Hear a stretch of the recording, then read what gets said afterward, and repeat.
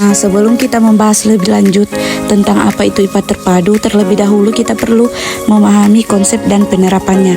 Nah, jadi IPA terpadu merupakan pendekatan pembelajaran ilmu pengetahuan alam atau yang biasa disingkat dengan IPA yang mengintegrasikan konsep-konsep dari fisika, kimia, dan biologi ke dalam satu tema atau topik. Nah, tujuannya adalah untuk membantu siswa memahami keterkaitan antara cabang IPA dan bagaimana konsep-konsep tersebut saling menjelaskan fenomena alam. Nah, berbeda dari pendekatan konvensional yang mempelajari setiap cabang ilmu secara terpisah.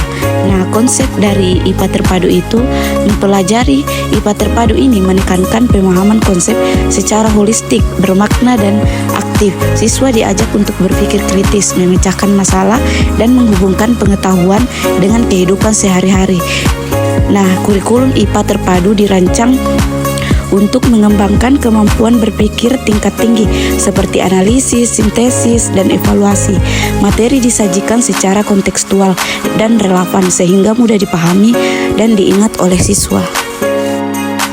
Nah, ada beberapa model pembelajaran IPA terpadu yang umum digunakan saat ini, yaitu ada model connected, yaitu konsep-konsep dari berbagai cabang IPA yang menghubungkan secara tematik, tetapi tetap dipelajari secara terpisah. Nah, selanjutnya itu ada model web-based, di mana konsep-konsep dari berbagai cabang IPA dihubungkan secara lebih dan terintegrasi dengan satu konsep inti sebagai pusat dan konsep-konsep lain terhubung secara cabang-cabangnya. Nah, selanjutnya itu ada model shared, di mana konsep-konsep dari berbagai cabang IPA dipelajari secara bersamaan dan saling mendukung. Nah, selanjutnya itu ada model integrated, di mana konsep-konsep dari berbagai cabang IPA diintegrasikan secara menyeluruh dan tidak dapat dipisahkan. Misalnya, mempelajari perubahan iklim dengan mengintegrasikan konsep fisika, efek rumah kaca, kimia, siklus karbon, dan biologi, dampak perubahan iklim terhadap ekosistem. Adapun penerapan IPA terpadu dalam proses pembelajaran, yaitu di mana IPA terpadu ini memerlukan perencanaan yang matang termasuk pemilihan tema yang relevan dan mengembangkan bahan ajar yang terintegrasi dengan menggunakan metode pembelajaran yang aktif dan berpusat pada siswa, di mana guru juga perlu memiliki pemahaman yang mendalam tentang konsep-konsep IPA dan kemampuan untuk menghubungkan konsep-konsep tersebut secara terpadu. Nah, penilaian dalam pembelajaran IPA terpadu juga perlu dirancang untuk mengukur pemahaman konsep secara holistik, bukan hanya sebatas menghafal fakta.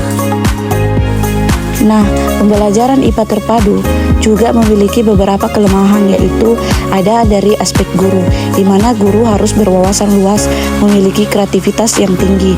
Nah, selanjutnya ada aspek peserta didik, di mana pembelajaran terpadu menuntut kemampuan belajar peserta didik yang relatif baik dalam kemampuan akademik maupun kreativitasnya.